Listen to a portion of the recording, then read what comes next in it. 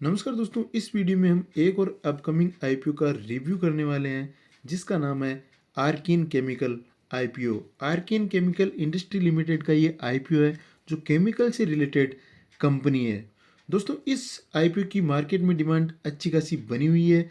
पहले बीकाजी का IPO grey market में अच्छा परफॉर्म कर रहा था, लेकिन अभी ग्रे मार्केट में बीकाजी का आईपीओ की परफॉर्मेंस थोड़ी सी कमजोर हुई है। उसका ग्रे मार्केट प्रीमियम थोड़ा सा गिरा है। और यहाँ पर जो अपकमिंग आईपीओ आर्किन केमिकल का है, इसकी ग्रे मार्केट में डिमांड बनी हुई है और बढ़ती जा रही है। तो आज की इस वीडियो में हम इस आईपीओ का कंप्लीट रिव्यू करेंगे, कंप्लीट एनालिसिस करेंगे और साथ में जानेंगे कि आपको इस आईपीओ में अप्लाई करना है या नहीं करना है। अगर आप इस आईपीओ में अप्लाई करते हैं तो आपको कितना लिस्टिंग गेन होगा, इस पर भी हम चर्चा करेंगे। साथ में कंपनी के फाइनेंशियल्स को भी देखेंगे, कंपनी क्या काम करती है, कंपनी के फाइनेंशियल्स कैसे हैं। इस प्रकार कंप्लीट डिटेल में हम इस आईपीओ पर चर्चा करने वाले हैं। तो वीडियो को एंड तक देखते रहिए, जिससे आपको भी इस आईपीओ में अप्लाई करने का डिसीजन लेने में थोड़ी हेल्प हो जाएगी। तो सबसे पहले हम कंपनी की बेसिक डिटेल्स देख लेते हैं कि कंपनी क्या काम करती है, कंपनी का इंफ्रास्ट्रक्चर किस प्रकार का है, यानी कंपनी कौन कौन से एरिया में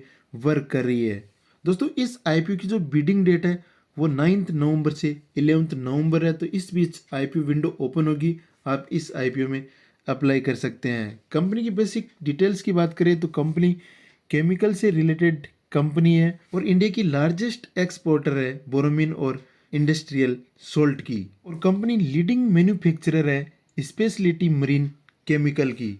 इसके साथ ही कंपनी फोकस कर रही है bromine, industrial salt, sulphate of potash के प्रोड्यूसिंग और एक्सपोर्टिंग पर। कंपनी के पास अभी 13 कंट्रीज में 18 ग्लोबल कस्टमर्स है और 24 डोमेस्टिक कस्टमर्स है। तो इस प्रकार कंपनी के पास कस्टमर्स की जो स्ट्रेंथ है वो भी अच्छी है। इसके साथ ही कंपनी इंडिया की लार्जेस्ट एक्सपोर्टर है इंडस्ट्रियल सोल्ट की, और इसने 2021 में 2.7 million metric ton industrial salt export किया है। तो दोस्तों, इंडस्ट्रियल सोल्ट की बहुत ही बड़ी एक्सपोर्टर कंपनी है। कंपनी लार्जेस्ट एक्सपोर्टर बोरोमिन की भी है, तो हमने इसकी पहले ही बात कर ली है। साथ में मैन्युफैक्चरर ही है सल्फेट पोटास की इंडिया में। कंपनी B2B यानी बिजनेस टू बिजनेस मॉडल पर काम कर रही है इंडिया और इंटरनेशनली। और कंपनी की जो प्रोडक्शन फैसिलिटी है वो हाजीपुर गुजरात में है, कच्छ के रन में है। इस प्रकार दोस्तों, आई होप आपको समझ में आ गया होगा कि ये कंपनी किस प्रकार की कंपनी है, क्या काम करती है, कौन कौन से केमिकल्स का प्रोडक्शन करती है, कंपनी की मैन्युफैक्चरिंग कैपेसिटी कितनी है, कंपनी की मैन्युफैक्चरिंग फैसिलिटीज कौन कौन से एरिया में है। इसके बाद कंपनी की स्ट्रेंथ की बात करें तो लीडिंग मार्केट पोजीशन है बोरोमिन एंड इंडस्ट्रियल सोल्ट में। कंपनी के पास हाई एंट्री बैरियर्स है स्पेशलिटी मरीन केमिकल्स इंडस्ट्री में। कंपनी के पास स्टेब्लिश्ड इंफ्रास्ट्रक्चर है जिसमें वो इंटीग्रेटेड प्रोडक्शन करती है कॉस्ट एफिशिएंसीज के साथ। कंपनी इन्वायरमेंट एंड सेफ्टी पर भी पूरा फोकस कर रही है। कंपनी बोरोमिन और इंडस्ट्रियल सोल्ट की लार्जेस्ट एक्सपोर्टर है जिसका ग्लोबल कस्टमर बेस भी है। कंपनी की strong and consistent financial performance है, जो हम आगे देखेंगे कि वास्तव में क्या consistent and strong financial performance है या नहीं है। कंपनी के पास एक्सपीरियंस्ड मैनेजमेंट टीम है, प्रमोटर्स है, फाइनेंशियल्स, इन्वेस्टर है एंड स्टेक होल्डर्स है। तो ये कंपनी की कुछ स्ट्रेंथ्स है जिन पर आपको ध्यान देना चाहिए। आगे हम वीकनेसेस की भी बात करेंगे। जब हम फाइनेंशियल्स रिपोर्ट देखेंगे तो हमें वहाँ पर वीकनेस का भी पता चलेगा। इसके बाद कंपनी के फाइनेंशियल्स को देखें तो टोटल असेट्स में कंपनी ने लगातार ग्रोथ दिखाई है। 31 मार्च 19 को कंपनी की टोटल असेट्स 1260.51 करोड़ रुपए थी, जो 31 मार्च 2022 को 1529.68 करोड़ रुपए हो गई। तो यहाँ पर करीबन करीबन 300 करोड़ रुपए की टोटल असेट्स में ग्रोथ देखने को मिली है। और लेटेस्ट जो क्वार्टरली रिजल्ट आए हैं उसमें भी कंपनी की टोटल असेट्स बढ़ी है। कंपनी के टोटल रेवेन्यू में भी लगातार ग्रोथ देखने को मिली है।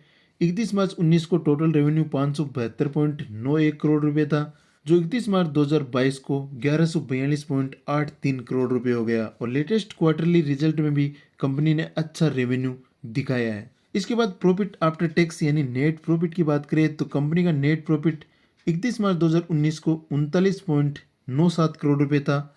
अगले ईयर में कंपनी ने 36.24 करोड़ रुपए का लॉस किया, लेकिन अगले फाइनेंशियल ईयर में उसकी रिकवरी हुई और कंपनी ने अच्छा प्रॉफिट यहाँ पर जनरेट किया 188.58 करोड़ रुपए का। और लेटेस्ट जो क्वार्टरली रिजल्ट आए हैं उसमें भी कंपनी ने 84.41 करोड़ रुपए का नेट प्रॉफिट दिखाया है। तो कंपनी प्रॉफिट मेकिंग कंपनी है, बहुत ही अच्छा वर्क कर रही है, कंपनी की रेवेन्यू भी अच्छी है, टोटल असेट्स भी अच्छी है और प्रॉफिट आफ्टर टैक्स भी काफ़ी अच्छा है। कंपनी की नेटवर्थ भी लगातार बढ़ी है। लेकिन दोस्तों इसके साथ साथ कंपनी की जो बोरोविंग्स है वो भी साथ में लगातार बढ़ रही है। जो कंपनी इंस्टॉलेशन या फाउंडेशन फेज में होती है उस कंपनी में हमें बोरोविंग्स जरूर देखने को मिलती है, क्योंकि शुरुआत में सभी कंपनी को स्ट्रगल करना पड़ता है, धीरे धीरे उसका प्रॉफिट बढ़ता है, रेवेन्यू बढ़ता है और वो डेट फ्री हो जाती है। लेकिन यहाँ पर कंपनी पर थोड़ा सा डेट ज़्यादा है। अगर ये कंपनी डेट पर थोड़ा सा फोकस करती है, ध्यान देती है, तो कंपनी को डेट से भी रिलीफ मिल सकती है। ओवरऑल कंपनी के फाइनेंशियल्स अच्छे हैं, नेट प्रॉफिट भी अच्छा है, टोटल रेवेन्यू भी अच्छी है। यहाँ पर कंपनी को अपने बोरोइंग्स पर खास तौर पर ध्यान देना पड़ेगा। यहाँ पर कंपनी ने आईपीओ लाने के कुछ ऑब्जेक्ट्स भी बताए हैं। इसमें पहला ऑब्जेक्ट बताया है एनजीटी कंपनी से कुछ लोन इश्यू किया गया है, इसका यह पार्सली या फुल्ली पेमेंट करना चाहती है। साथ में जनरल कॉर्पोरेट पर्पज के लिए भी इस आईपीओ को लाया जा रहा था। इस प्रकार कंपनी ने आईपीओ लाने के ऑब्जेक्ट्स बताए हैं। इसके बाद इस आईपीओ की डिटेल्स की बात करें तो बिडिंग डेट है 9 नवंबर से 11 नवंबर। इस आईपीओ का जो प्राइस बैंड है वो 386 रुपये से 407 रुपये पर शेयर है। आईपीओ का लॉट साइज 36 शेयर्स का है, इसमें आपको 36 शेयर मिलने वाले हैं। इश्यू साइज 1462.31 करोड़ रुपए है, जिसमें से फ्रेश इश्यू है 805 करोड़ रुपए और ओपर फॉर सेल है 657.31 करोड़ रुपए। आईपीओ की लिस्टिंग बीएसई और एनएसई दोनों लीडिंग एक्सचेंज पर होने वाली है। इस आईपीओ में क्यूआईबीज के लिए 75% का कोटा है, एचएनआई कैटेगरी के लिए 15% का कोटा है और रिटेल कैटेगरी के लिए सिर्फ 10% का कोटा है। यहाँ पर आपको ध्यान से देखना है दोस्तों, सिर्फ 10% का कोटा है। मार्केट में डिमांड अच्छी खासी है, लेकिन रिटेलर्स के लिए यहाँ पर आईपीओ में अलॉटमेंट पाना बहुत ही मुश्किल होने वाला है। कंपनी के प्रमोटर्स है Chemikas speciality LLP, Ravi Pendurti and Ranjit Pendurti. इस आईपीओ का जो अलॉटमेंट है वो 16 नवंबर को होने वाला है।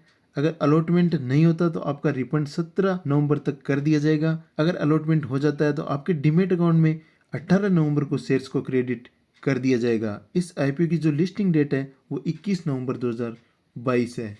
इसके बाद रिटेलर्स के लिए मैक्सिमम 13 लॉट अलाउ किए गए हैं और एचएनआई कैटेगरी से अगर अप्लाई करना चाहते हैं तो उनको मिनिमम 14 लॉट है जो एसएचएनआई से अप्लाई करना चाहते हैं, और जो बिग एचएनआईज है उनके लिए यहाँ पर 69 लॉट्स है। इसके बाद प्रोमोटर्स होल्डिंग को देखें तो प्री इश्यू शेयर होल्डिंग है 65.58%, पोस्ट इश्यू शेयर होल्डिंग है 55.04%। प्रोमोटर्स होल्डिंग अभी भी अच्छी है कंपनी में। इसके बाद हम दोस्तों लिस्टिंग गेन की बात करते हैं कि आप अगर इस आईपीओ में अप्लाई करना चाहते हैं तो आपको कितना लिस्टिंग गेन हो सकता है। लिस्टिंग गेन के लिए सबसे पहले हम ग्रे मार्केट प्रीमियम को देख लेते हैं कि फिलहाल इस आईपीओ का ग्रे मार्केट प्रीमियम कितना चल रहा है। तो ग्रे मार्केट का डेटा भी यहाँ पर मेरे पास है। जैसे कि दोस्तों आप यहाँ पर देख रहे हैं कि 7 नवंबर 2022 को इस आईपीओ का जो ग्रे मार्केट प्रीमियम है वो 60 रुपये चल रहा है, यानी आपको एक शेयर पर करीबन 60 रुपये का लिस्टिंग गेन देखने को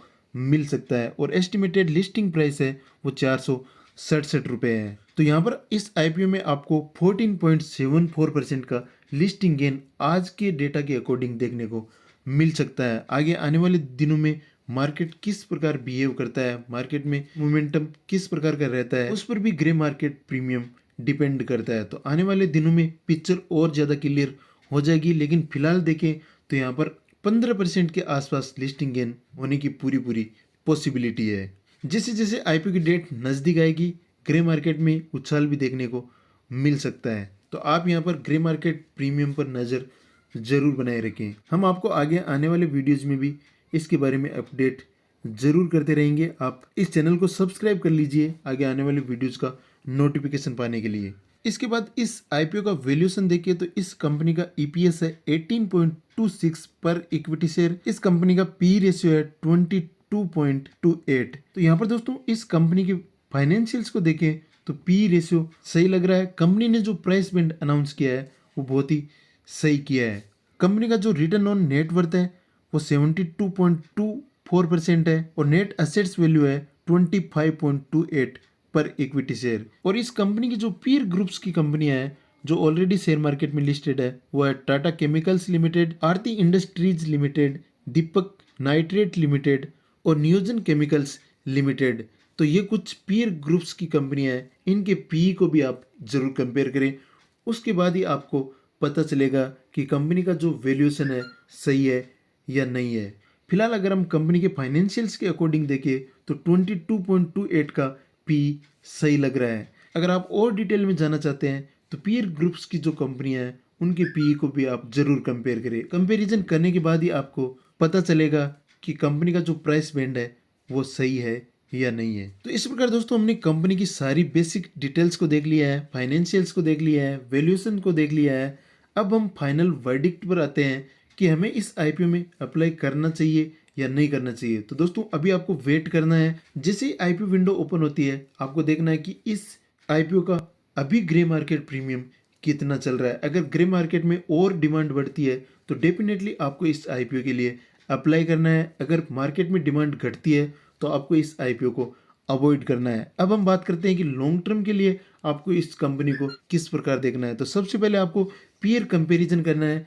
पीयर कंपैरिजन करने के बाद अगर आपको इसका पी कम लगता है तो डेफिनेटली आप लॉन्ग टर्म के लिए भी इस कंपनी में इन्वेस्टमेंट कर सकते हैं। कंपनी प्रॉफिट मेकिंग कंपनी है, अच्छा काम कर रही है, रेवेन्यू भी कंपनी का बढ़ रहा है। थोड़ा बहुत इसके डेट का इश्यू है जो इस आईपीओ के आने के बाद सॉर्ट आउट हो जाएगा। मुझे लगता है कि कंपनी यहाँ पर आईपीओ के बाद कुछ हद तक डेट फ्री हो जाएगी। थोड़ा बहुत जो डेट रहेगा वो अपने प्रॉफिट से भी रिड्यूस कर सकती है। तो ओवरऑल कंपनी अच्छी है, हमें लिस्टिंग गेन के लिए थोड़ा सा वेट करना है। जैसे आईपीओ विंडो ओपन होती है उसके बाद आप ग्रे मार्केट प्रीमियम के डेटा को देखकर अप्लाई कर सकते हैं। फिलहाल के लिए इस वीडियो में इतना ही। अगर आपको ये वीडियो पसंद आया तो वीडियो को लाइक करें, अपने दोस्तों के साथ शेयर करें। साथ में इस चैनल पर नए हैं और आपने अभी तक इस चैनल को सब्सक्राइब नहीं किया है तो सब्सक्राइब करने के लिए जो नीचे रेड बटन दे रखा है उसको आप जरूर प्रेस करें। साथ में बेल आइकन को भी प्रेस करें ताकि आगे आने वाली वीडियोज़ का नोटिफिकेशन आपको मिलता रहे। चलिए मिलते हैं आपसे अगले वीडियो में,